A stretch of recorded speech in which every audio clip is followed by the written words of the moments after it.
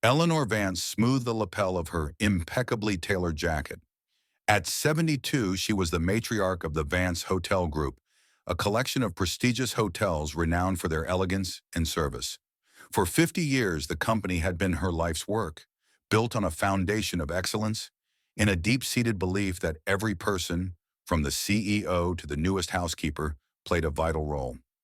Now the company's 50th anniversary gala was approaching, a milestone celebration that would bring together shareholders, VIP guests, and the thousands of employees who made the hotels run.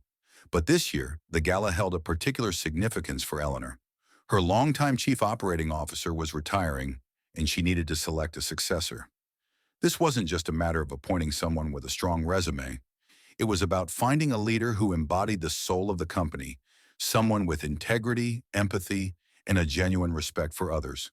The potential candidates within the executive ranks were many, and the air in the corporate offices crackled with ambition. Managers jostled for position, highlighting their achievements, strategizing their every move. Eleanor watched, a little saddened by the shift in focus from service to self-promotion. She knew she needed a different perspective, a way to see past the polished presentations and the carefully curated personas.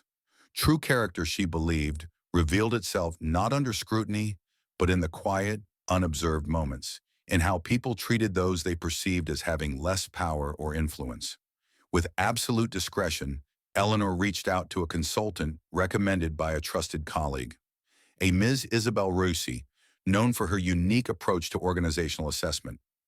Isabel agreed to a highly unusual assignment, to spend 6 weeks working undercover in various entry-level positions across the flagship hotel, observing the staff dynamics, the attitudes, the true culture of the company from the bottom up. Isabel arrived the following Monday, introduced to the Human Resources Department simply as Maria Rodriguez, a new trainee assigned to support services. With her hair pulled back in a simple bun and dressed in the standard, somewhat ill-fitting uniform, Maria blended seamlessly into the bustling, often unseen world of the hotel's operational heart. Her job was varied, sometimes assisting the laundry team, sometimes helping in the busy staff cafeteria, sometimes restocking supplies in the housekeeping closets. It was demanding, often tiring work, physically taxing in a way Eleanor had never experienced. Maria worked quietly, observing. She saw the long hours put in by the laundry staff, the relentless pace of the kitchen crew, the quiet dignity of the housekeepers who made every room sparkle. She also saw how they were treated by some of the management staff who were vying for the promotion. There was Mr. Harrison, the F&B manager, who would often leave a trail of dirty dishes and discarded napkins on the staff cafeteria tables, expecting them to be cleared instantly, barking orders without a thank you. "Clean this up, Maria," he'd snap, not even making eye contact. There was Ms. Albright, the front desk supervisor, impeccably dressed and perpetually stressed, who would brush past Maria in the narrow hallways without a glance, acting as though anyone in a uniform was merely part of the building's furniture. Maria once accidentally dropped a box of linen supplies near Miss Albright, who simply sighed dramatically and stepped over the spilled towels, muttering about incompetence. These weren't grand acts of cruelty, but small daily diminishments, the subtle ways people signal a lack of respect for those they deem beneath them. Maria meticulously documented these interactions, along with moments of genuine kindness she encountered. And there were moments of kindness. Often they came from unexpected places. One sweltering afternoon, Maria was struggling to push a heavy cart of clean linens down a long corridor when a young woman, also in uniform but with laundry supervisor embroidered on her shirt, stopped to help. "Here, let me get that," she said, her voice warm and friendly. "These things are beasts when they're full." "Oh, thank you," Maria said, grateful. "No problem," the young woman replied with a smile. "I'm Sarah, by the way. I haven't seen you around much." "New?" "Just started," Maria confirmed. "I'm Maria." "Welcome aboard, Maria," Sarah said cheerfully. She helped push the heavy cart all the way to the supply closet, chatting easily about the best way to fold fitted sheets and the challenges of getting stubborn coffee stains out of napkins. She didn't act superior or hurried.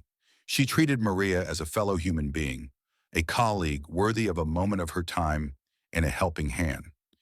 Maria began to notice Sarah more often.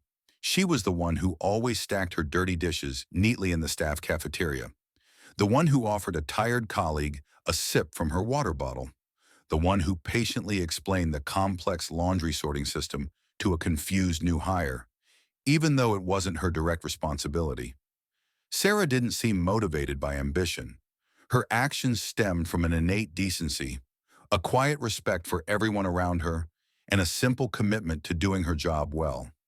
She didn't seek recognition or praise. Over the 6 weeks, Maria moved through different departments, encountering various staff members competing for the promotion.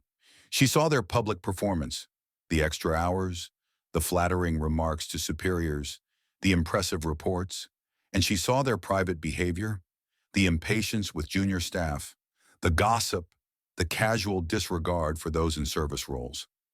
Her reports to Eleanor painted a vivid picture, a stark contrast between the polished surface and the underlying character of the potential leaders. The 50th anniversary gala arrived, a glittering affair held in the hotel's grand ballroom. The air was thick with anticipation, not just for the celebration, but for Eleanor Vance's announcement of the new COO. The potential candidates circulated, their smiles fixed, their nerves barely hidden beneath their formal wear. Mr. Harrison looked sharp in his tuxedo, Ms. Albright elegant in her gown. Eleanor, radiant in a sapphire blue dress, stood on the stage, looking out at the assembled crowd. She spoke of the hotel's history, its commitment to service, and the people who made it all possible. Tonight, she announced, her voice carrying clearly across the ballroom, we also look to the future. The role of Chief Operating Officer is vital, demanding not just skill and experience, but a deep understanding of the values that have guided us for 50 years. Integrity, leadership, and above all, respect for every member of our team. She paused, a knowing smile playing on her lips. To ensure we selected the candidate who best embodies these values, I enlisted some assistance. Someone who could see beyond titles and departments, who could observe our company culture from a unique vantage point. A ripple of curiosity went through the crowd. Who could she mean? It is my distinct pleasure, Eleanor said, gesturing to the side of the stage, to introduce you to Ms. Isabel Rossi, a consultant who has spent the last 6 weeks working among us, seeing our operations and our people firsthand. Maria Rodriguez, the quiet trainee from laundry and the cafeteria, walked onto the stage. But she was no longer in a ill-fitting uniform. She was dressed in an elegant evening suit, her hair professionally styled, her demeanor one of calm authority. The gasp from the crowd was audible. Faces that had treated her with indifference or disdain just days before went pale. Mr. Harrison looked as if he might faint. Ms. Albright's jaw dropped. Eleanor waited for the murmurs to subside. Ms. Rossi, she continued, addressing Maria, has provided invaluable insights into the heart and soul of our organization, based on her direct observations from the front lines. And based on those observations, and my own deep conviction, one individual stood out, not because they sought the spotlight, but because they consistently showed respect, kindness, and a quiet dedication to their work and their colleagues, regardless of who was watching. She turned to the audience, her gaze unwavering. The person I have chosen to be the next Chief Operating Officer of the Vance Hotel Group is Sarah Jenkins. A stunned silence fell over the ballroom. Sarah Jenkins, the laundry supervisor, not Mr. Harrison, not Ms. Albright, not any of the ambitious executives who had been so sure of their own suitability. Then a wave of applause began, starting tentatively, then building into a genuine, heartfelt ovation from the staff members who knew Sarah, who had experienced her kindness firsthand. Sarah, who had been standing near the back, looking completely bewildered, slowly made her way to the stage.